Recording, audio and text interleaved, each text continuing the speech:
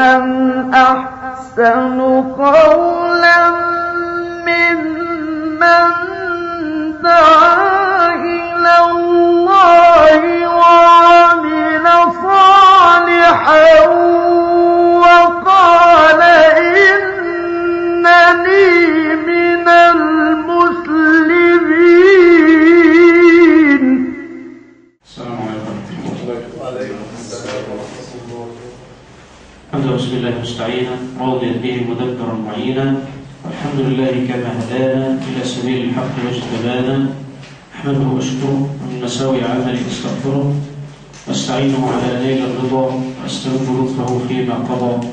وبعد إني باليقين أشهد شهادة الإخلاص إلا يعبد بالحق مألوه من سوى الرحمن من جل عن عيب وعن نقصان، وأن خير خلقه محمدا من جاءنا بالبينات والهدى رسوله إلى جميع الخلق بالبينات والهدى ودين الحق، صلى عليه ربنا ومن جل والآل والصحب دوما سرمدا. ثم أما بعد، ما زلنا نتكلم عن آداب الطالب في نفسه. وصلنا إلى الأمر السادس ألا هو القناعة والزهادة، وأعطيت سؤالا على هذا يشمل ما أخذناه من بداية الترم إلى أن ننتهي من الفصل الأول وهو آداب الطالب، ألا هو اذكر آداب الطالب في نفسه، أو اذكر على سبيل الإجمال آداب الطالب في نفسه مع ذكر الدليل. الدليل لكن أقول لك على إجمالا، لا تكتب تفصيلا، لما تكتب إجمالا فقط. قال المصنف الأمر السادس القناعة والزهادة. التحلي بالقناعة والزهادة وحقيقة الزهد. الزهد بالحرام والابتعاد عن حماه، بالكف عن المشتبهات وعن التطلع إلى ما في أيدي الناس. ويؤثر عن الإمام الشافعي رحمه الله تعالى: لو أوصى إنسان لأعقل الناس صرف إلى الزهد. وعن محمد بن الحسن الشيباني رحمه الله تعالى لما قيل له: ألا تصنف كتابا في الزهد؟ قال: قد صنفت كتابا في البيوع. يعني الزاهد من يتحرز عن الشبهات والمكروهات في التجارات، وكذلك في سائر المعاملات والحرف. وعليه فليكن معتدلا في معاشه بما لا يشينه، بحيث يصون نفسه ومن يعول، ولا يرد مواطن الذلة والهون. الشيخ يتكلم وهو يخاطب الطالب بأمر يحتاجه الطالب وغير الطالب، قضية أن يكون زاهدا. والمراد بالزهد ليست القضية في الزهد أن يبتعد عن الحرام، فليس كل من ابتعد عن الحرام فهو زاهد، فإنما هو تارك لما أمر بتركه، لكن لا يدخل في حيز الزهاد. إنما الزاهد الذي يرى الشيء الحلال ويصعب عليه فعله أمام الناس. لماذا؟ لأنه ربما هذا الشيء الحلال المباح ينقصه، يجعل له نقصا فيه. كان لو ضربنا مثالا برجل يريد أن يشرب في الشارع أو أن يأكل في الشارع وهكذا، هذه أشياء إنما تنقص من الإنسان، لا سيما إذا كان طالب علم وإذا كان له حشمة ووقار عند الناس. فإن أكل بين الناس في الشارع وأكل وقيفا وكذا، فإن هذا من الأشياء التي تنقص قدر الرجل. كذلك لو تبول إنسان وهو واقف، فالتبول وهو واقف إنما حكمه الكراهة وليس التحريم، لكن لم يصل إلى حد التحريم. لكن لو فعل هذا، عند علماء الحديث قديما كان من يتبول واقفا فلا يقبل حديثه، لأنهم يقولون أتى بشيء من خوارم المروءة، أتى بشيء من خوارم المروءة. فالإنسان طالب العلم الذي هو بين الناس شيء له قيمة وله قدر لا ينبغي أبدا أن يفعل مثل هذه الأمور. كذلك الضحك مع الناس اللي احنا بنسميه بالهزار وهكذا، وهذه أشياء هي مباحة، ولكن إنما تنقص من شأن طالب العلم. يقول: وحقيقة الزهد بالحرام والابتعاد عن حماه. المراد بالحمى هنا الشيء الحرام، ولنضرب له مثال على أنه موجود بين دائرة. حمى هذا الشيء الحرام هي الدائرة التي حددتها الشريعة وقالت لك لا تقترب منها. خلاص؟ وهو حديث النبي عليه الصلاة والسلام: ألا إن حمى الله محارمه. يقول: والابتعاد عن حماه بالكف عن المشتبهات. فالقضية ليست متعلقة بالكف عن الحرام، فأنت مأمور بالكف عن الحرام. خلاص؟ إنما الطالب يجب أن يبتعد عن الشبهات. الشبهات هي شيء لا هو بالظاهر أنه حرام ولا بالظاهر أنه حلال. لماذا؟ لأن المراد بالشبهات لا يعرفها إلا أهل العلم. يعني الذي يعرف الشبهة إنما هو العالم، والذي يعرف إذا كان هذا الشيء حرام أو حلال. طيب لماذا هو شبهة؟ لأن القضية لا تترتب على العالم، إنما تترتب على عوام الناس. فربما الناس يرون شيئا حلالا لكن العالم يراه حراما. لماذا؟ لأن ربما الناس يرونه حلال لاعتيادهم عليه، إنهم اعتادوا على الشيء فصار عندهم حلال، لكن لما هو طلع بالكتاب والسنة ودرس عرف أن الشيء عرف أنه حرام. نضرب مثال على ذلك. كرجل مثلا متاجر في الأقمشة مثلا، يبيع ملابس، ولتكن ملابس داخلية بالنسبة للنساء. فالأصل أن هذا الرجل إنما يبيع أشياء تلبس في المنزل، لكن فوجئ بأن هذا اللباس إنما لبسه الناس في الشارع. خلاص؟ نقول هذا المال هو مال حلال، لأن لما صنعه إنما صنعه ليلبس في البيت. طيب رجل يبيع لباسا يلبس في الشارع ويلبس داخل البيت، يعني كالبناطيل الضيقة وغير ذلك.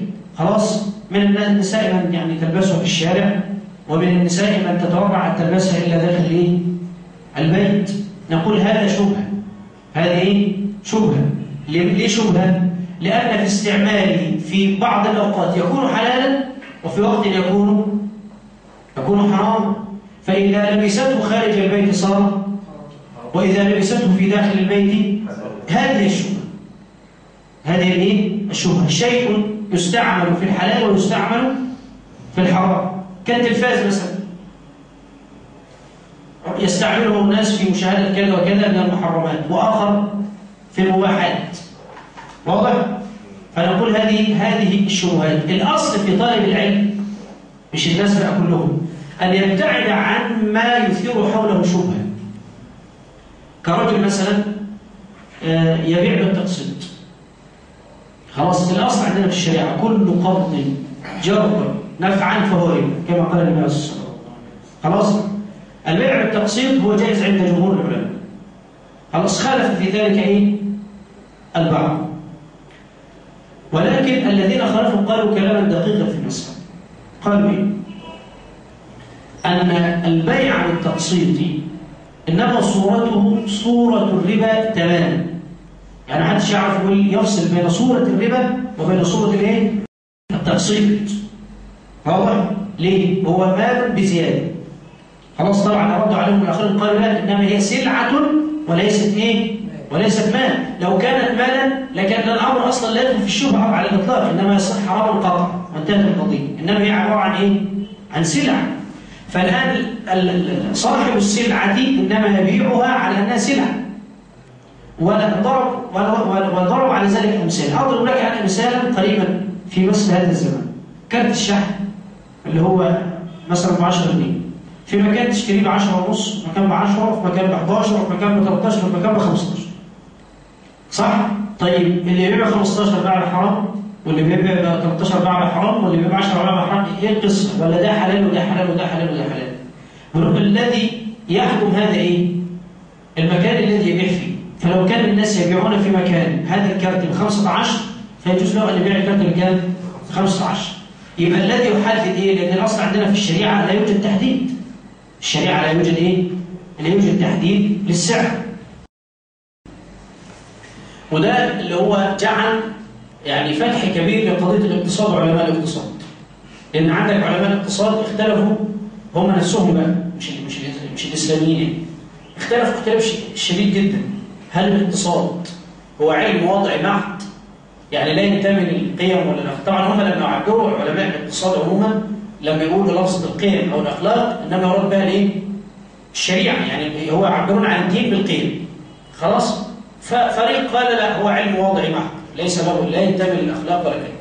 ليه؟ لأنه عنده مثلا، طيب لو كان دخل الدولة يعتمد مثلا على الخمر أو على عيال البلاع، على الدعارة وعلى كذا، فيقول ده ملوش علاقة بالقيم ولا بالأخلاق، دي مسائل اقتصادية بحتة، لأن الكثير من الدول تعتمد دخلها على أشياء محرمة.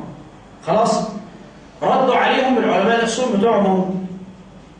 خلاص قالوا لا يمكن أبدا أن العلم الاقتصاد يخلو من القيم، ما ينفعش. والفريق الثالث شكك تشكيك تام في أن يكون علم الاقتصاد علم إيه؟ علم وضعي. لا يمكن أن يكون علم إيه؟ علم وضعي، بل هو علم متعلق بالإيه؟ بالشريعة. وإلا لو كان كده لما قال الله عز وجل وأوفوا الكيل إذا كلتم؟ هذا في الاقتصاد. وتكلم عن إتمام الوزن، قال وزنوا بالقسطاس المستقيم، وأمرك بعدم الظلم في البيع والشراء، حيث قال النبي عليه الصلاة والسلام من ظلم قيد شبر قيد يوم القيامة. فكيف تخرج علم الاقتصاد من القيم وهو أصلا مبني على مثل هذه الإيه؟ مثل هذه القيم. ولكن إذا لما الراجل ده باع ب15 وده باع ب10 وده باع ب20، كانت المسألة في زيادة المال، يعني هو بيديله ال10 جنيه ب15 ولا بيديله سلعة ب15؟ سلعة. بيديله سلعة. واضح؟ فالسلعة هذه الشريعة حددت لها ثمنا، لم تحدد لها ثمن، لم تحدد لها ايه؟ ثمن. ولذلك كانت أثير في الفترة الأخيرة قضية اللي بيستلف رصيد. استلاف الايه؟ اللي بيستلف رصيد. اللي بيستلف رصيد بيستلف 3 جنيه مثلا. خلاص؟ بيديهم له كام؟ بيديله 2.5. فالذين قالوا مثلا بعدم بيع جواز التقسيط قالوا بأن هذا ربا. بأن هذا ايه؟ بأن هذا ربا. ولكن الصحيح، وأنا كنت أرى هذا القول في البداية، لكن تبين لنا بعد ذلك أن القضية الشركة التي تتعامل معك على أنه ثمن، إنما تتعامل معك على أنه دي سلعة. هو باع لك رصيد ب3 جنيه. خلاص؟ اللي هي ايه بيسموها احنا خدمة العملاء، اللي بيسموها ايه الموصل بداية. خلاص؟ فإذا الأمر تعلق ببيع سلعة، السلعة دي بقى طلعت نزلت هي سلعة. خلاص؟ ده بيبيعها ب10 لأن البلد المجتمع اللي هو فيه ناس على قد حالتهم هم بيبيعوا كده. واحد تاني في مكان راقي بتتباع نفس الشيء بس بسعر أعلى وهكذا. خلاص؟ ولكن اللي قالوا بقى بحرمة التقسيط قالوا ايه؟ قالوا ان الصورة ما بتختلفش كثيرا. ليه؟ لأن أغلب اللي بيبيعوا بالتقسيط يقول لك الثلاجة دي ب 1200 كاش وب 1400 قسط. ركز بقى معايا. قال ايه؟ ان دي بكام؟ ب 1200 كاش. فهو بيقول لك و1200 قسط. فقال ان هو كده خرج الموضوع من مخرج السلع. بكلام التاجر خرج منين؟ من السلع. وإن ما تكلمش التاجر يتكلم الايه؟ المشتري. فيقول له طب دي بكاش بكام؟ وقسط بايه؟ بكام؟ طب يخرج ازاي من القصه دي اللي هو بيبيع؟ عشان يخرج من الشبهه دي، لانه كده هيبقى واقع في شبهه. يقول له انت تريد ان تشتري قسطا ام كاش؟ فيقول له اشتري كاش. يقول له هقول لك على سعر الكاش وما تسالنيش على سعر التقسيط. فيقول له دي كاش ب 1200. طب التقسيط بكام؟ لا انت مش هتشتري ايه؟ مش هتشتري قسط. طب احب اعرف. لا ما تعرفش. يجي له عايز يشتري، هتشتري كاش ولا قسط؟ يقول له قسط. يقول له الثلاجه دي ب 1400. يبقى هو كده بيوصف له ايه؟ سعر السلع. سعر الايه؟ السلع. يبقى كده المساله داخله فين؟ في تحديد سعر السلع. واضح الكلام؟ فانا لو عملت حاجه زي كده انا خرجت منين؟ خرجت من الشبهه. لكن لما اقول له بقسط كذا وكاش كذا، انا حطيت نفسي ايه؟ في دائره الايه؟ ان انا بتكلم على اموال وزياده الاموال. خلاص؟ فقال الفريق اللي قال بحرمه بيع التقسيط قالوا ايه؟ ان الاصل في جواز التقسيط ان يكون لضروره. ان يكون ايه؟ لضروره. والضروره انما يفتي بها العالم. يعني ما ينفعش انت تقول والله اصل انا العربيه اللي عندي قديمه، فوضعي ما ينفعش ان انا اركب العربيه، فانا الضروره يعني تستلزم عليا ان انا اشتري عربيه موديل جديد. خلاص، فانت كده ايه؟ انت التي تحدد ايه؟ الضروره، مش اللي بيحددها مين؟ مش بيحددها العالم. خلاص، فلا يجوز لك، انما يجب على العالم ان يحدد هو الايه؟ ان يحدد الضروره، والا يعني هيصير كل شيء بقى في البيت ضروره. خلاص، يعني من الاشياء التي هي ليست ضروره قط عند اناس تكون ضروره عند ايه؟ عند اخر. واضح؟ هناك من الناس اصلا بل لا تتوفر لهم وسيله المواصلات، واخر بالنسبه له السياره الخاصه ضروره. منين؟ من معرفه العالم لحال من يساله ولحال الوضع الاجتماعي اللي هو يعيش فيه، وكذا يستطيع ان يفتي له بالايه؟ بالمساله. فمهما اراد الانسان ان يشتري شيئا بتقسيط وغير ذلك، عليه ايه؟ ان يتحرى ان يخرج من كثير من الشبهات التي تقع فيها، وخاصه اذا كان رجل متعلق بالعلم او بالالتزام او غير ذلك، ليه؟ حتى لا يقع في الشبهات.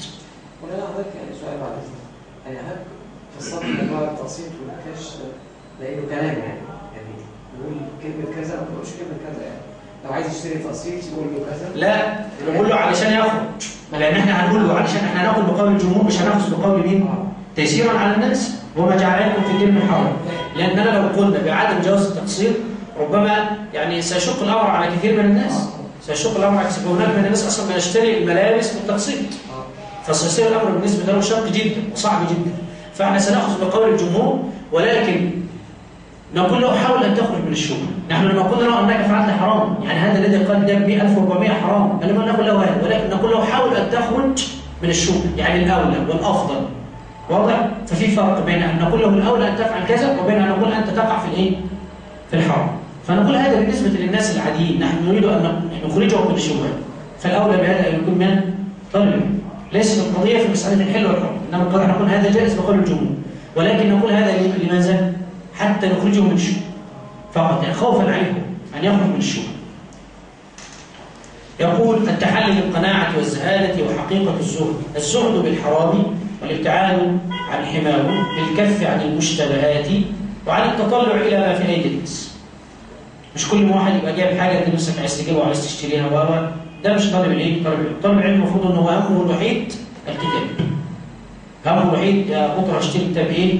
طب نفسي اشتري مش عارف ايه، نفسي اشتري ايه؟ همه الوحيد ان هو يدور بين طريق العلم.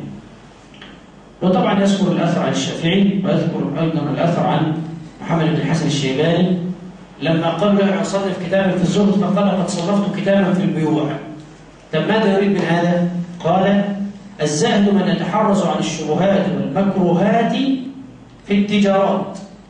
ما قالش عن الحرام، لان الحرام ده الاصل فيها اللي يبتعد عن كل الناس. واضح؟ انما اذا كان يخاطب طالب العلم فبيقول له ابتعد عن الشبهات وابتعد عن المكروهات في التجارات، وكذلك في سائر المعاملات والحرف.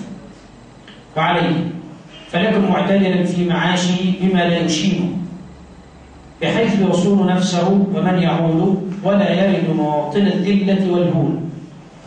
عايز يقول ان طالب العلم اللي هو صار له مكانه بين الناس، او اللي التزم وصار يشار اليه بالبنان وهكذا، يجب عليه ان يكون معتدلا. ليه يكون معتدلا في المعاش؟ هو عارف نفسه بيجي له في الشهر كذا فيصرف على قدره ولا يزيد على ذلك. ليه؟ لانه لو زاد سيذل نفسه بين الناس، وسيطلب من فلان ومن علان وهكذا، ويصير الامر ايه؟ مدعاه لان يقولوا يعني ايه المشايخ دول يعني الدعوه بتاعتهم شغاله على ايه؟ دول عالم شحاتين. خلاص، ليه؟ بياخد من فلان وبياخد من علان. فانا بقول له لا، طالب العلم يجب ان يكون هو احرص الناس من غيره في مثل هذه الايه؟ المسائل. خلاص؟ ياكل ما ياكل في بيته، لا احد يرى، ولكن لا يدل نفسه ايه؟ بين يدي الناس.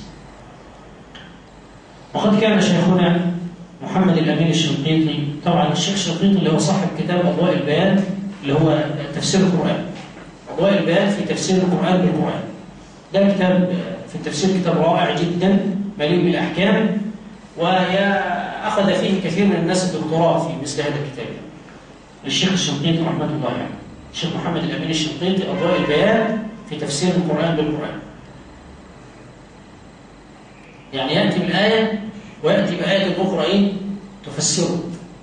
فان لم يجد يبحث عن سنه النبي صلى الله عليه وسلم في تفسير الايه، فان لم يجد أقوال الصحابة، وهكذا المعروف إيه عند علماء علماء التفسير. الشنقيطي كان رجل رباني معروف عنه الزهد والورع، وكان بعيدا جدا جدا عن طرف الدنيا ومتاعها وكذا. طبعا الشيخ أبو بكر كان إيه؟ يقول قد كان شيخنا محمد الأمين الشنقيطي رحمه الله تعالى متقللا من الدنيا، وقد شاهدته لا يعرف فئات العملة الورقية، يعني مش عارف بلغتنا احنا المصريين يفرق بين الجنيه والربع جنيه والكلام ده. وقد شافهني بقوله، بيقول له يعني لقد جئت من البلاد، من شنقيط يعني، ومعي كنز قل أن يوجد عند أحد، وهو القناعة، ولو أردت المناصب لعرفت الطريق إليها. الناس كلها بتروح له أصلا عشان تطلب عليه العلم، خلاص. فأي واحد نفسه بقى يتقرب من الشيخ وكذا، الدنيا كلها يعني كلها تقرب من واحد كبير بهذا البلغ مبلغ الشنقيط رحمه الله يعني. يقول لو أردت المناصب لعرفت الطريق إليه، ولكني لا أوثر الدنيا على الآخرة، ولا أبذل العلم لنيل المآرب الدنيوي.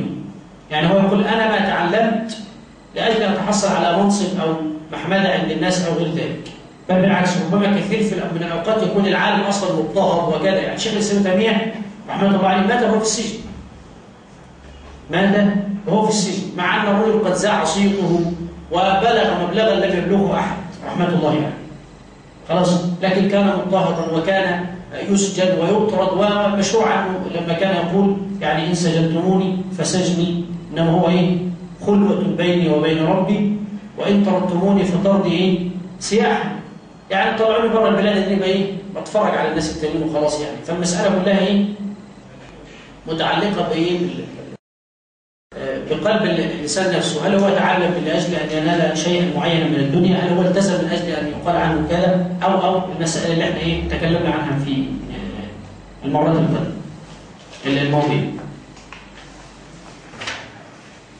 فرحمه الله تعالى رحمة واسعة.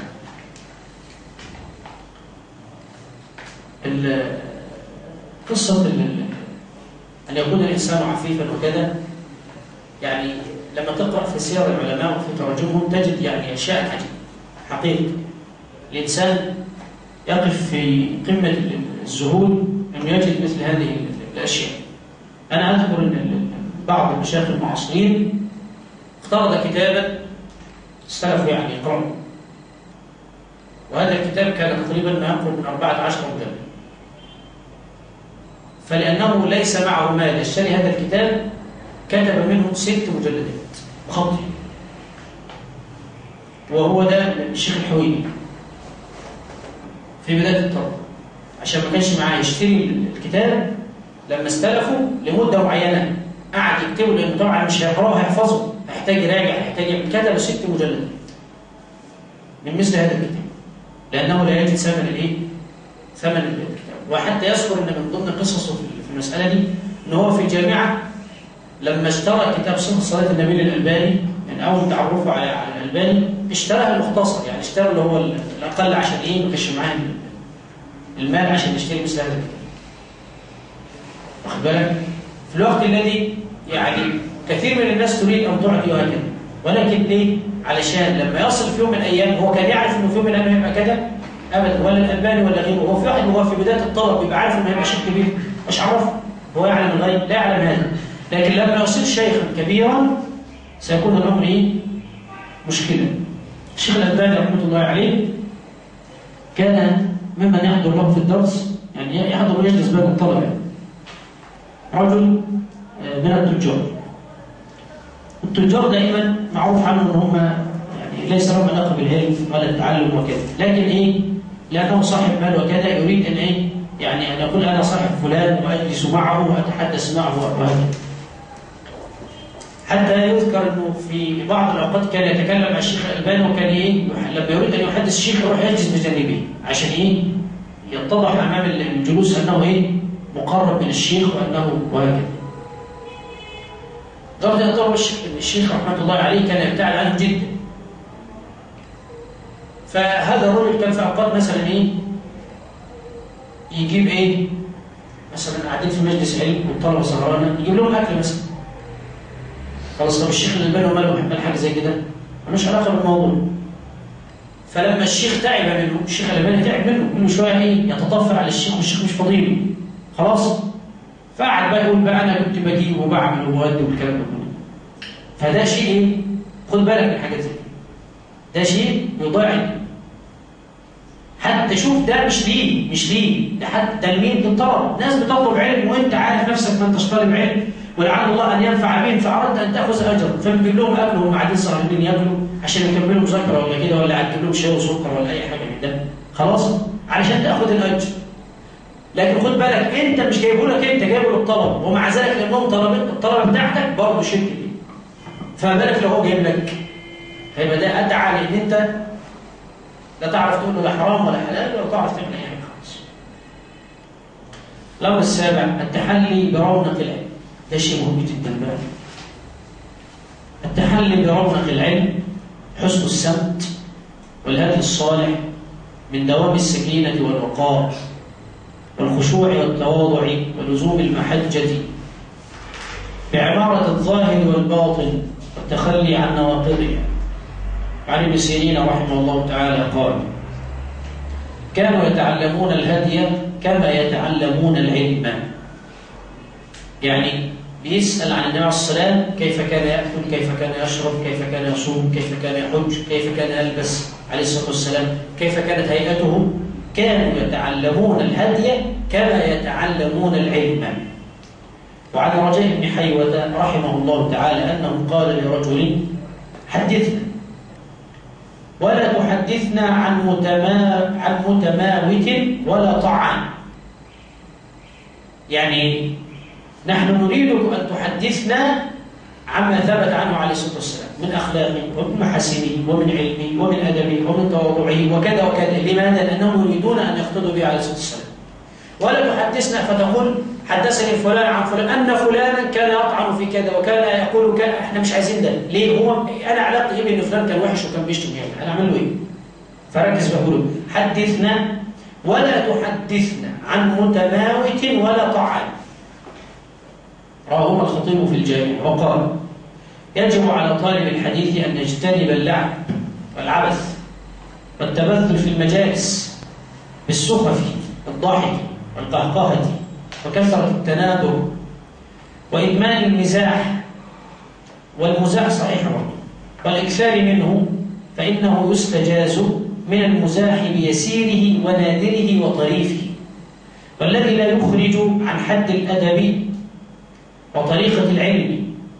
فأما متصله وفاحشه وسخيفه وما أوغر منه الصدور وجلب الشر فإنه مذموم.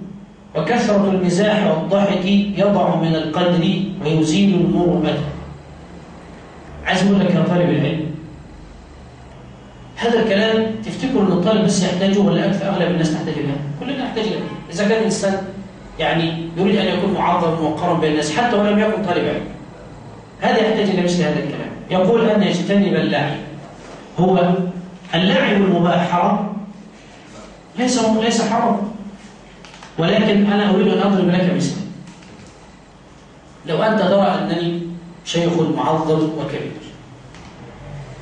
ولا تتكلم إلا إذا قلت شيخنا بارك الله فيك وكذا، ولكن هذا في مجلس العلم، وبعد أن انتهينا من مجلسنا ذهبنا إلى بعض النوادي لنلعب نلعب الكرة، فراوغتك يمينا وشمالا حتى أتيت بالكرة في الهدف خلاص، فقلت إنها ليست صار ده مش هدف. تقول لك والله العظيم ده هدف، تقول له والله العظيم انت كذاب، انت ضلال مش هدف. ففي الوقت الذي يصير الشيخ معظما مبجلا هيصير برضه فين؟ هي نفس القصه. تفتكر الوقار هيفضل موجود؟ وقارك للشيخ يظل موجود؟ مع ان الشيء ربما يفعل يصير شيء مباح، ولكن سينزل بالمكان الى وضع يعني صحيح. ليه؟ ربما يقول سأدعو الناس، يعني أنا بروح النادي عشان ألعب معاهم الكرة كده من باب الدعوة، من باب الدعوة خلاص. وهو ده لما يقول له، يعني أنا عن نفسي أرى هذه القصة، يقول له العب يا شيخ، شوط يا شيخ، اعمل مش عارف الشيخ ما ينفعش يلعب، الشيخ ما ينفعش يشوط، الشيخ ما ينفعش ينادى عليه بهذه المسائل خلاص. ولما يفعل شيء فيقول له ما حصل ولا ما حصلش. نعم. لا وعادي، لان انا فاكر ان انا يعني كنت صغير، وكان حتى الشيخ اللي كان بيحفظنا القران كده واحنا صغار كان عادي، كان بياخدنا مكان وبيلعب معانا فيه. السلام عليه. فالاحترام والتوقير موجود للشيخ، وربنا يبارك بجزاء. لا، في فرق بين الشيخ اللي هو كان يعني بيحفظك القران وانت طفل صغير، وبين الشيخ اللي هو المفروض الشيخ الذي يعلمك هذا بيظل معك طوال حياتك يعني.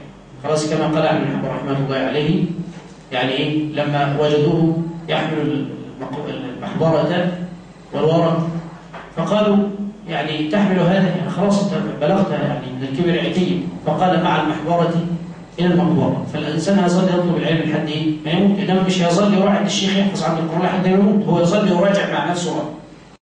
واضح؟ فهيبة الشيخ الذي يعلمك العلم، يعلمك الحديث، يعلمك التفسير، يعلمك باقي العلوم الشرعية، مسألة تتناهى لأبعد الحدود، وأنت تعلم في تراجم العلماء كيف كانوا يقدرون الأئمة والمشايخ وهكذا. فهذه مسائل بلا شك أنها تنزل من قدر إيه؟ من قدر الإنسان. تحلف والله إنها جاد جون وهو يقول لك والله أنت كذاب وهكذا، فدي مسائل يعني تنقص من قدر الإنسان. يجب على طالب الحديث أن يجتنب اللعب والعبث والتبذل في المجالس بالسخف والضحك والقهقهة وكثرة التناظر. التناظر إن هو يتعمد أن يحكي لهم حاجات ما سموهاش قبل كده، هذا سيضطره إلى الكذب. لو اعتاد الناس منك أنك في كل مجلس إنما تحدثهم بطرفة جديدة أو نكتة جديدة عشان تضحكهم، خلاص كل ما تيجي تقول لهم حاجة عادية يقول لك إيه؟ خلاص سمعناها. كثرة التناظر ستؤدي إلى الكذب. تقول لهم مرة واحد راح مش عارف فين وجه منين، هم عايز تجيب لهم حاجة يضحكوا عليها وهي كذب. والأصل أن النبي عليه الصلاة والسلام ما كان يمزح إلا صدقا. يعني لا يجب أبدا أن تقول قولا يضحك الناس وهو كذب. تعودش بقى تقول كم مرة واحد صعيد رايح فين وجاي منين، كل حاجة بقى تقعد إيه تعبنا معاكم الجماعة الصعيدة مبهدلين خلاص بالكذب. فلا ينبغي هذا هي لا ينبغي. نقول المزاح والضحك إنما يكون فيما هو إيه حقيقة وجائز، وهذا يحدث في مواقف كثيرة. مواقف كثيرة تحدث لك تضحكك، وإن قصصت على إخوانك يضحكون. مشهد معين ابنك الصغير عمل موقف عمل كذا، مشاهد تحدث في الواقع تضحك الإنسان، إنما يقص أشياء كاذبة هذا لا ينبغي. وخاصة إذا كان لا رجل إيه متعلم بالعلم أو طالب الحديث، خصوصا لطالب الحديث بالذات المفروض إن هو إيه لا يتلفظ لفظة إلا يتأكد أنها إيه قد قيلت. قد قيلت، مش عمال شغال. ده ما ينفعش يبقى طالب حديث، لأن طالب الحديث أصلا شغلانته إيه؟ قاعد يتكلم في الصحيح والضعيف وما ثبت وما لم يثبت عن النبي عليه الصلاة والسلام. فيبقى هو أحرى أن يتعلم من هذا، أن نتعلم إيه؟ أن نتعلم من هذا. وقضية الأمر ده كما كان يسأل حذيفة بن اليمان رضي الله عنه، قال كان الناس يسألون الرسول صلى الله عليه وسلم عن الخير وكنت أسأله عن الشر مخافة أن يدركه. يبقى يسألونه عن الخير لأن ده طبيعي عند الناس. الناس دايما تسأل عن إيه؟ تسأل عن الخير خلاص. إنما هل يسألون عن الشر؟ يقول لك إحنا مالنا الشر يقع ولا ما يقعش، طالما ما وقعش إيه نريح أنفسنا منه خلاص. فكانوا يسألونه عليه الصلاة والسلام عن الخير، لكن حذيفة إنما يسأله عن الشر. ومن الحديث ده أصلا اتخذت قاعدة الاهتمام بمسألة التصحيح والتضعيف عند علماء الحديث من الحديث ده. ليه؟ أنني أعرف الضعيف لاجتنابه، لأنني أعلم أن هذا لم يثبت عن النبي عليه الصلاة والسلام، فما بقاش أنا مكلف به، يعني لا يترتب عليه حكم شرعي خلاص، وخاصة يتعلق بمسائل الطلاق والنكاح وغيرها وكذا. ربما أطلق والحديث غير ثابت عن النبي عليه الصلاة والسلام بشيء من هذا القبيل. فمسألة التصحيح والتضعيف إنما أخذت من مثل هذا القول من قول حذيفة بن اليمان رضي الله عنه. فلا يجب أبدا أن يكثر طالب الحديث أو طالب العلم من كثرة النوادر، أن يجلس بين إخوانه ليتكلم بأي شيء تافه وخلاص، لأنه سيؤدي به بعد ذلك للكذب. يقول وإدمان المزاح والإكثار منه، ده يخليك إيه؟ تحب بقى أنك كل ما تقعد في مجلس عايز تهزر وعايز تضحك وعايز تعمل كذا. فإنما يستجاز من المزاح بيسير ونادره وطريفه. ان انت ايه لما تضحك لم تنهك الشريعه عن هذا، انما يكون شيء قليل يسير خلاص، يكون شيء ان كان نادرا لا باس به، لكن ان يكون ايه معروف بالضبط الشرعي، اللي هو ان يكون صحيحا، ليس ايه ليس كاذبا، ليس ايه كاذبا. كمان في المساله دي نقطه مهمه، ان انت شوف في بعض الاوقات تستخدم انت كداعيه ذكائك فايه فتقع من حيث اردت ان تنبه الناس من ايه منه، فتقول ويحكى ويقال وهذا كلام باطل ولا يجوز، وبعد ما تقول ايه يعني انت بتعمل مقدمه يعني ان الكلام اللي انا هقوله ده ايه باطل ولا يجوز، لكن انت بتبحث عن شيء في الدرس مثلا تضحك الناس به، تضحك الناس به، لكن لعلمك انك ما ستقول هذا تعلم انه انما هي حكايه تقال بين الناس وليست حقيقه، لكن كلما قيلت يضحك الناس ايه عليها، فاردت ان يعني يطفو على الدرس شيء من الايه من البهجه والسرور، فتقول ويحكى ويقال هذا باطل ولا يجوز ان رجلا فعل كذا كذا كذا كذا، والناس تبدا تضحك والكلام ده، فبعد الناس ما تضحك وانت ايه وصلت الى مرادك تقول مع اننا نقر ان هذا ايه باطل ولا يجوز، لا يجب الا ان نحدث ايه صدق، فنقول وقعت فيما اردت ان تحذر الناس منه، فانتبه لهذا، ما يبقاش الذكاء يوصل لدرجه انك تقع في ايه في مثل هذا. يقول طبعا لما نتكلم عن القهقهه هي الضحك بصوت مرتفع، طبعا هي باجماع العلماء تبطل الايه تبطل الصلاه، تبطل الايه تبطل الصلاه، الا خلف في ذلك الاحناف فقالوا تبطل الوضوء وتبطل الايه الصلاه، تبطل الوضوء وتبطل الصلاه، وان كان يعني قول الاحناف في المساله يعني ادعى للتاديب، الانسان يقف بين يدي ربه عز وجل فيجب ان يكون مؤدبا، فلما يعرف انه لما يدين الله بقول الاحناف فيعرف انه لما يضحك لسه يروح يتوضا، وسلام بقى لما يكون مثلا في الحرم عشان يروح يتوضا يقعد له ساعه ويرجع والزحمه الكلام ده كله، ده لازم يتعلم الادب، يقف وهو بيعيط يستعد كده للبكاء عشان ما يضحكش. واضح؟ يقول والذي لا يخرج عن حد الادب وطريقه العلم.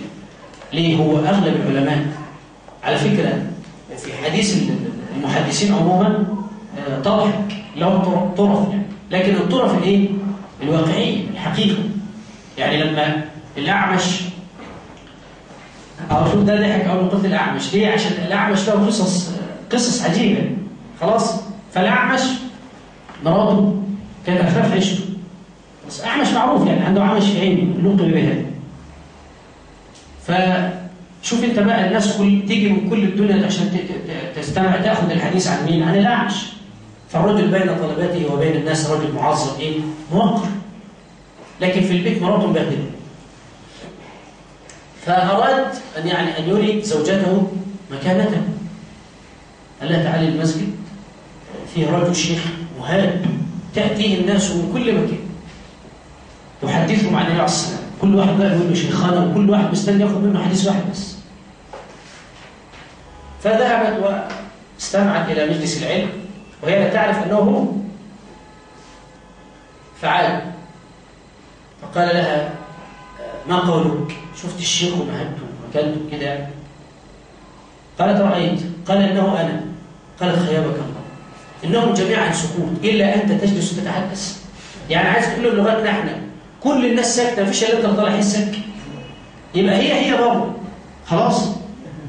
فأراد فذهب لطلابه، أراد يعني إن هم يقولوا له يعني تمدحنا عن زوجتي كده، يعني يقولوا له يعني تعالوا قدام الباب واقعدوا وكلموا مراتي، يعني يقولوا لها ان ده شيخنا الشيخ العظيم المبجل العالم الجليل كذا. فذهب الطلبه فقالوا له يعني انه كذا وانه كذا وانه كذا، غير انه اعمش، قال خيابكم الله، ما جئتكم الا من اجل هذه، يعني انا جئتكم لتذكرون هي المحاسن، هي اصلا متضايقه مني عشان موضوع ان انا اعمش، فتذكرون المحاسن كلها التي تعرفها، وجئتم على الشيء الذي جئتكم به فتذكرونه. فقولك هذا حدث أم لم يحدث؟ حدث. نحدث كذبا في مثل هذا؟ لا نحدث كذبا خلاص. فطالب الحديث يستطيع أن يحدث الناس وأن يضحك الناس، وقصصه بقى طويلة، مش عايز أخش في القصة دي عشان وخاصة يعني شيخنا بيحاول لما بيخش في الباب ده ما بيعرفش يسيبه، بيفضل يتكلم عنه وبيفضل لحد ما يخلص المحاضره في الباب زي كده. خلاص؟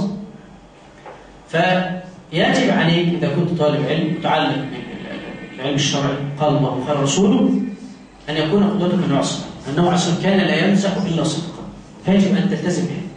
يجب أن تلتزم بهذا. يقول فأما متصله وفاحشه وسخيفه وما أوغر منه الصدور وجلب الشر فإنه مذموم. لأن أغلب الجلسات اللي تكون كهذه لا يمكن أبدا أن تخلو من غيبة. لا يمكن أن تخلو من غيبة. وكثرة المزاح والضحك يضع من القدر ويزيل المروءة.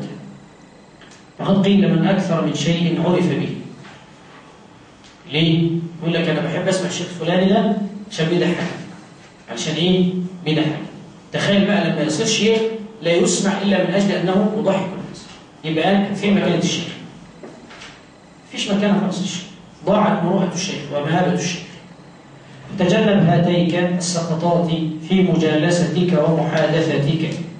وبعض من يجهل يظن أن التبسط في هذا أريحية. يقول يعني لما يا جماعة إيه؟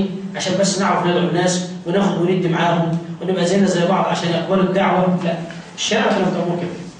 إنما أنت تخالف الدعوة وتخالف الشريعة من أجل أن تصل إلى الناس، أنت لم تكلم بهذا. بعضهم إذا أتيت تكلمهم في الموضوع يعني محض من قبل أن تبدأ مثلا بمزاح طويل أو حاجة. مزاح، احنا قلنا المزاح لا بأس أن يكون يسيرا خفيفا حقا. إنما أن يكون مجلسك أصلا إذا رأوك تبسموا وهكذا من أجل أنك تضحكهم ده شيء يعني شيء صعب. قل عن الأحنف بن قيس قال: جنبوا مجالسنا ذكر النساء والطعام. إني أبغض الرجل يكون وصافا لفرجه وبطنه. شهوة البطن والفرج معروف هي التي تسببت في أول جريمة وقعت في الأرض، جريمة القتل لما قتل قابيل هابيل. خلاص؟ وكل ذنب إنما يتعلق بشهوتي البطن والفرج. ولما نتكلم عن الشهوة نتكلم عن شهوة وعن شبهة. نتكلم عن شهوة وعن شبهة. الشهوة ما تتعلق بالبطن والفرج كطعام وشراب ونساء ومسكن وملبس وغير ذلك، هذه كلها إنما تتعلق بالإيه؟ تتعلق بالشهوات. الشبهات اللي هي تتعلق بالدين من قضايا الاعتقاد، خلاص؟ ومن قضايا ما هو ثابت، ما أثبته الله لنفسه ورسوله عليه الصلاة والسلام، أو ما نفاه الله عن نفسه أو النبي عليه الصلاة والسلام وغير ذلك. هذه تتعلق بالإيه؟ بالشبهات. خلاص؟ أن يأتي بدليل يريد أن يخرج منه من إيه؟ بدليل هو يظن أنه صادق. يعني كما رأيت بعض هؤلاء يقول بأن قضية الاختلاط في الشريعة لم تكن معروفة على الإطلاق في زمان النبي عليه الصلاة والسلام، وأن الذين صدروا قضية الاختلاط هؤلاء يريدون أن ينشروا مذهبا جديدا لم تعرفه الشريعة قط. وهو ينكر حديث البخاري ومع ذلك أتى بحديث صحيح البخاري اللي هو عن عبد الله بن عمر بن عمر مش بن عمر، عن عبد الله بن عمر: كان النساء والرجال في زمان النبي صلى الله عليه وسلم يتوضؤون جميعا. يتوضؤون جميعا. فقال بفهم هذا لفظة جميعا إنما تعني أن المرأة إنما تقف بجانب الرجال ويتوضؤون. ويظن هذا الظن أن هو كان هناك كان في بيضة وحنفيات فالرجال بقى جنب الست والكلام ده. خلاص؟ فبفهم هذا قال: أهو كما ترون لم يكن الاختلاط حراما في زمان النبي صلى الله عليه وسلم. خلاص؟ إنما هؤلاء الذين يقولون هذا إنما يصدرون إلينا أشياء جديدة. فربما يسمع بعض الناس مثل هذا فتقع الشبهة في قلبي، تقع الشبهة في قلبي عياذا بالله، فيظن أن الرجل الذي لا يأخذ من البخاري يستدل بالبخاري. يعني هذا هو التناقض العجيب، أنك أصلا لا تؤمن بصحيح صحيح البخاري، إذا لا تستدل بما فيه. خلاص؟ والحملة كلها من قديم الزمان على البخاري. ما تجدش الحملة على مسلم ولا على النسائي ولا الترمذي ولا أي كتاب خالص، إنما الحملة كلها فين؟ ليه؟ لأنه إذا سقط البخاري لن تقوم لأي كتاب بعد البخاري قائم. أصل هو لو أسقط في الأول لو قامت الحملة على المستشرقين، قاعد يجيبوا الشبهات وكذا وكذا وكذا، ما نجحوش. طب هم ليه لما عملوا الحملة دي المستشرقين عملوها على القرآن ابتداء ليه؟ لأنه لو أصدق القرآن هتعرف تقول قال البخاري صحيح. خلاص أنت ضيعت أصل الأدلة عندك، مش هتعرف تتكلم. لما ما عرفوش بدأوا يشتغلوا على إيه؟ على صحيح البخاري. وأنا أقسم بالله يا إخوانا أمثال هؤلاء لا يستطيع أن يقرأ أحاديث صحيح البخاري، والله العظيم لا يستطيع، لا يجيد أن يقرأ أحاديث صحيح البخاري، وخاصة لو جبناه له غير مشكل، يعني لو جبنا له الكتاب مش متشكل وجبنا له البخاري يقول حدثنا فلان عن فلان عن فلان، أنا أتحداه لو قرأ لحد الصحابي ما قرأش الحديث، لو قرأ حدثنا فلان عن فلان عن فلان صح، حديث واحد بس مش هيشكله، هنسيبها له كده بيضة ويقرأ اللي هو طالع يكلم الناس ويقول يعني البخاري مش كله واحد صحيح ومش عارف. ده على اساس انه اصلا بيعرف يفرق بين الصحيح والضعيف، ومش عايزين نخش في المساله دي. ولكن اغلب من يستمعون هذا مثل هذا ايه؟ الناس العوام. اي عالم يسمع هذا يعرف ان هذا كلام باطل، الردود عليه من 500 وجه، مش من وجه واحد فقط. الرد على مثل هذا من 500 وجه، وليس هذا الموضوع. انما القضيه كلها في كلمه يقولها هو يعني هيتكلم من النهارده لحد ما يموت لن ياتي بشبهه جديده. اي حد بالذات تعرض لمساله شبهات المستشرقين كلهم يجيبوا من كتب المستشرقين وطلع الشبهات اللي حطوها المستشرقين. خلاص انت عارف ان كتاب المعجم المفهرس الفاظ الحديث النبوي مش احنا اللي عاملينه، وده من اهم الكتب عند طالب علم الحديث. المعجم المفهرس لألفاظ الحديث النبوي، الكتاب ده عملوه المستشرقين، وصار هذا الكتاب من افضل الكتب لطالب الحديث لسرعه البحث عن الحديث، وخاصه لما ما كانش لسه فيه كمبيوتر ولا كلام. ليه؟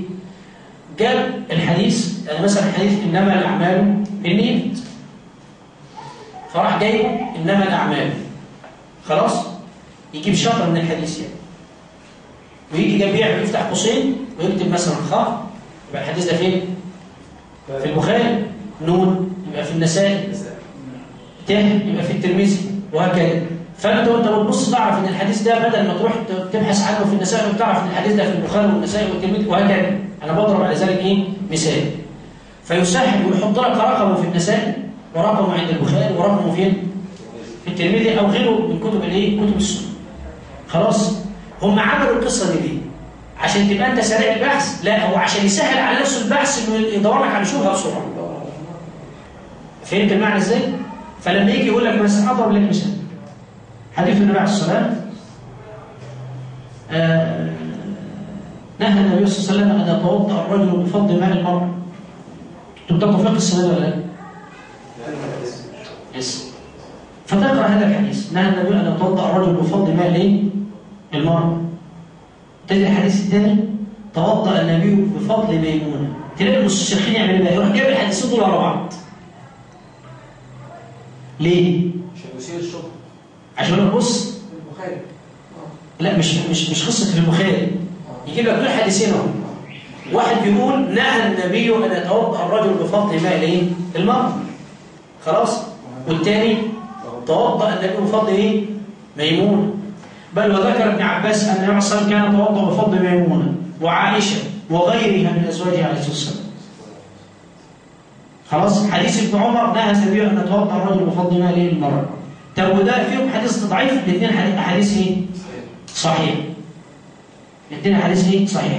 لما الرجل العام يقرا مثل هذا الكلام واللي بيعرض عليه الامر مش بيشرح بقى، هو مش بيشرح كتاب فقه، ده اللي انا بعرض عليك عشان اقول لك شبهه بس واسيبك انت هتعمل ايه؟ خلاص هتقع الشبهه في قلبك. اقل شبهه انك تقول حاجه من الاثنين، يا اما ده صحيح يا اما ده ايه؟ يا اما ده باطل، اقل شيء. خلاص؟ لان ما ينفعش الاثنين ايه؟ بعقل انا اقبله. هي المساله مش كده خالص. المساله ايه؟ المساله مش كده خالص. لما تيجي تقرا في كتب الفقه هتعرف ان شيخ الاسلام ابن تيميه خلاص والنووي وابن عبد البر كتير ممن نقل الاجماع، نقل الاجماع على جواز ان يغتسل الرجل بفضل ماء الايه؟ ان تغتسل المراه بفضل ماء الرجل. خلاص؟ خالف في ذلك الإجماع النووي، نقل الإجماع على جواز أن تغتسل المرأة بفضل ماء الرجل لا العكس. يعني النووي يرى الإجماع على جواز أن تغتسل المرأة بفضل ماء الرجل، ولا يرى جواز أن يغتسل الرجل بفضل ماء بفضل ماء المرأة. تجد في ترجيحات العلماء، ودايما عايزك لما تذاكر كتاب فقه اقول لك على طريقه تيسر عليك المساله زي كده. تعمل تجيب كتاب فقه من الكتب اللي هي لسه المبتدئه زي كتاب الفقه الميسر او منار السبيل او غيره، خلاص. وان كان الفقه الميسر يعتبر للطالب ايسر شويه. يعمل ايه؟ يروح جايب ترجيح شيخ من العلم. يجيب ايه؟ ترجيح. يجيب مثلا كتاب ايه؟ موسوعه الاجماع لابن تيميه. موسوعة الإجماع لمين؟ للنووي. ويجي في المسألة يشوف النووي نقل الإجماع يروح كاتب إجماع مين؟ إجماع النووي. يبقى على الأقل وهو شغال بيذاكر بقى بيحفظ إجماعات مين؟ إجماعات الأئمة على الأقل. خلاص؟ من نقله لو ما لقاش إجماع هيعمل إيه؟ في حاجة اسمها ترجيحات. في حاجة اسمها إيه؟ بعد الإجماعات يبقى فيه ترجيح. يقول لك رجح الشيخ الفلاني كده. ده مش معناه إجماع، معناه إنه إيه؟ الأولى عنده كده. تجيب بقى ايه كالمعاصرين ابن باز، ترجيحات ابن باز، ترجيحات ابن عثيمين، ترجيحات الشنقيطي رحمه الله عليه في الفقه اللي هي رجحها في اضواء البيان في رساله الدكتوراه، ترجيحات الالبان فقهيه. خلاص؟ وتبقى وانت شغال بتذاكر بتكتب الكلام ده في الهواء مش عندك. خلاص؟ تاخد منك وقت شويه بس هتبقى على الاقل تحصلت علامات علميه، هتعرف من خلالها ايه لما يجي لك كتاب حديثين زي دول الشبهه هتتفك عنك. فانا ابتدائي بقول كثير من الائمه نقل الاجماع على جواز ان يغتسل الرجل بفضل ماء المراه وان يغتسل المراه بفضل ماء الرجل. خالف في ذلك مين؟ النووي رحمه الله عليه. ويرى عدم جواز ايه؟ طب الخلاف ده جه منين؟ لان النووي كان ايه؟ مذهبه ايه؟ شافعي. فالشافعيه لا يرون جواز ان تغتسل المراه بفضل ماء الايه؟ ان يغتسل الرجل بفضل ماء المراه. خلاص؟ فالمذهب طغى على الامام النووي في مساله كان ايه؟ كان الاسلام. طيب هو الاشكال هنا فيه؟ اولا لما باتت في السنه كلمه نهى النبي عليه الصلاه والسلام عند الظاهريه قولا واحدا النهي للتحريم. يبقى اي حديث فيه نهي الظاهريه يقول عنه ايه؟ للتحريم. يبقى طالما مكتوب نهى يبقى حرام. خلاص؟ انما عند جمهور العلماء ايه؟ خلاص؟ ان النهي ربما يكون للتحريم ربما يكون لايه؟ للكراهيه. خلاص؟ طيب انا بقى ازاي اعرف ان ده للكراهيه وده للتحريم؟ لما لم اجد له ايه؟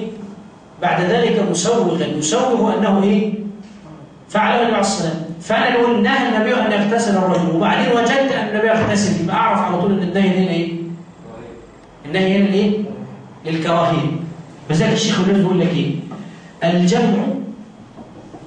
الجمع بين حديث ابن عمر وقول ابن عباس هو أن المرأة إذا وجد ماء خلاص غير فضل ماء المرأة أو وجدت المرأة ماء غير فضل ماء الرجل فالأولى أن تغتسل إيه؟ أن تغتسل به أخذا بحديث ابن عمر نهى النبي أن يتوضأ الرجل بفضل ماء المرأة أو أن تتوضأ المرأة بفضل ماء الرجل. وإن لم يجد فيجوز له أن يغتسل بفضل ماء المرأة وأن تغتسل بفضل ماء الرجل أخذا بحديث ابن عباس جامعا بين الأدلة. جامعا إيه؟ بين الأدلة. فالحديثين فيهم تعارض، بل بالعكس الحديثين فيهم يسر الإسلام. فيهم يسر إيه؟ يسر الإسلام. فانتبه لمثل هذا. يقول جنبوا مجالسنا ذكر النساء والطعام. ليه؟ الحديث عن النساء في الغالب هيؤدي إلى إيه؟ الحديث عن الفتن وعن جمال النساء وعن كذا وعن كذا. ستوقع نفسك في فتن أنت أصلا يعني من أحوج الناس إلى ابتعادها. الطعام هنفتح وخاصة إذا كان فقير لا يستطيع مثلا ما يتكلم إيه نفسي أكل مش عارف إيه وبشيل رائحة أكل إيه ومش عارف إيه والكلام ده كله. خلاص؟ وأنت كرجل لو كان معك مال مثل هذه المسائل لا تتكلم فيها أمام الناس، خاصة قضية الطعام واللباس والحاجات دي. فما يبقاش لابس لبس مركب خلاص فيجي قدام رجل عندي رجل على قده بيلبس قميص ب 10 جنيه ب 20 جنيه خلاص فتقول له لابس انا قميص ب 600 جنيه لان ده كان فتقول له ب 600 جنيه وهو شايفك انك بتقولها بكل بساطه. انت ممكن تجيب له حاجه في دماغه، هو انت بتقول الكلام ده القميص ده بكام؟ 600 جنيه، هو عامل كده وانت بتقول عادي بكل بساطه. ده لازم تراعيه، لازم تراعيه. ليه؟ لان ممكن انت عايش في مكان الوضع يعني البيئه اللي انت عايش فيها هي كده، ولو ما لبستش كده هيبقى يعني شكلك بالنسبه للناس يعني مش هينفع خلاص. لكن لما بتنزل بقى البلد ولا تروح الاماكن دي حاول انك تراعي الناس، لان هو بينظر لك ان انت كشيخ او راجل ملتزم او راجل مدرس ولا راجل كده، المهم بينظرك نظره تعظيم وتمجيد خلاص. المشكله تضيع فين؟ لان مفاهيم الناس عجيبه. ما انت لازم تراعي قضيه مفاهيم الناس. مفاهيم الناس يقول لك يعني هو ده اللي عامل لي مزهد، اللي ما بيسكتش ركعه، اللي بيتكلم عن الزهد لابس كده وعامل مش عارف ايه، فهو هيظن عليه بقى، هيحمل المحمل عليه اتهام والكلام ده كله. يقول لك عندهم كذا سنه بيكلمنا عن الزهد وراكب عربيه مش عارف عامل ايه، بيكلمنا عن الزهد ولابس لبس بالشيء الفلاني، فلازم انت تراعي مثل هذه المسألة. ده في اختلاط بالفهم. ما انا بقول انت ممكن تلبس لان الوضع اللي انت فيه يحتاج هذا، لكن لما تروح في مكان الناس لا يعني معقول انا اروح بلد الاقي الناس هتكون فيها محاضره فانزل بعربيه وانزل بكذا بمصر وانا رايح ادي محاضره عن الزهد، يبقى وضع الناس ايه؟ مثل هذه المحاضره يقولونها ازاي؟ مش معنى كده انك ابقى رايح لابس جلابيه مقطعه، لكن عادي لابس جلابيه زيهم. هو الزهد مش هيبقى مناسب للكلام صح ولا لا؟ فهي الفكره كلها، احنا اتكلمنا المره اللي فاتت عن قضيه العلم والعمل. العمل بالعلم قطعا، ما ينفعش ان انا ابقى نازل بكل المشهد اللي انا نازل بيه ده ونازل اتكلم عن الزهد. مشهد زي ده عايز بقى اتكلم عن عزه المسلم، ان يكون الاسلام عزيزا، ان يكون ذا مهابه، ان يكون مش عارف ايه، فالماشي الشكل بتاعك يتناسب مع اختيار هذا الموضوع. انما بيتكلموا عن الزهد والناس اللي جايبينك حاطين لك ميه معدنيه وحاطين لك كنز، وفي ناس من اللي قاعده مش هتخش في حياتها. راعي ده شيء مهم. انا اعلم ان في بعض المشايخ ربما يجلس ما يرضاش يشرب ميه حتى. الميه نفسها ما يرضاش يشربها، ليه؟ مراعاه لحال الناس. وهو الشيخ في بيته وبياكل ويشرب الدنيا 100 بس ايه؟ القضيه ان انت خلاص انت مش وحدك، الداعيه ده مش عايش وحدك. ويصير الناس يحكمون عليك. ولذلك بقول لك في بدايه حياتك ممكن انت تقول ايه؟ هو انا في يوم من الايام هبقى شيخ وهبقى كذا، لا انتبه، لانك ربما تبقى هيفتكر لك بقى اللي انت فيه في الايام دي. فتركز لمثل هذه الامور. خلاص؟ يقول جميع مجالسنا ذكر النساء والطعام ان يبغض الرجل يكون وصافا لفرجه وبطنه، نسال الله العفو والعافيه. وفي كتاب المحدث الملهم امير المؤمنين عمر بن الخطاب رضي الله عنه في القضاء: ومن تزين بما ليس فيه شانه الله. يعني انت تقعد تتحدث عن الزهد وانت كلما قدم لك طعام في بيتك تقول لماذا لم تصنعوا لنا كذا؟ لماذا لم تصنعوا لنا كذا؟ شوف، من تزين بما ليس فيه شانه الله. يقول وانظر، هو بيحيي لك يعني لشرح ابن القيم لمثل هذا الايه؟ هذا الكلام ذكر ابن القيم في اعلام الموقعين. ده كتاب في اصول الفقه، كتاب اعلام الموقعين، كتاب في اصول الفقه لابن القيم رحمه الله عليه. لكن افضل طبع فيه طبع مؤسسه الرساله لتحقيق شعيب الارناؤوط، لانه ايه؟ دي افضل طبع حققها وظبطها. انما بقى الطبعات ايه؟ مضغوطه وبتاع ما تتذاكرش يعني، خاصه لما الامر يتعلق باصول الفقه اللي محتاج طبعه كويسه عشان تعرف تذاكر وتحط هوامش. كتاب الوجيز بتاع عبد الكريم زيدان. نعم ماله؟ يعني برضه يعني جيد ولا؟ كتاب الوجيز زين، لكن نحتاج للشيخ لان في بعض التعريفات عليها مؤاخذات. في بعض التعريفات عليها ايه؟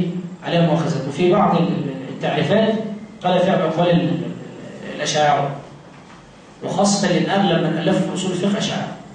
من اغلب من تكلم في اصول الفقه المتكلمون. خلاص؟ فيغلب على الدكتور عبد الكريم زيدان ايه؟ هذا الجانب. يغلب عليه هذا الجانب. فهذا الكتاب لو اخذته مع شيخ كان اولى، لانه يقول لي مثلا التعريف الاولى كذا. فلو كان شرح اصول من علم اصول ابن عثيمين يكون اولى وافضل. الشيخ بيتقيد بتعريفات اهل السنه والجماعه. والشيخ شرح الكتاب، الشيخ شرح الاصول من علم الاصول، موجود في طبعه رخيصه مش غاليه، دار العقيده، طبعه شموع كل حاجه ورخيصه 16 جنيه او حاجه. شرح الأصول من علم أصول الشيخ ابن عثيمين. وستجد الشيخ تراجع في مثل هذا الشرح عن بعض المسائل كمسألة مثلا إيه؟ المجاز في اللغة العربية، تراجع عنها في مثل هذا الأمر.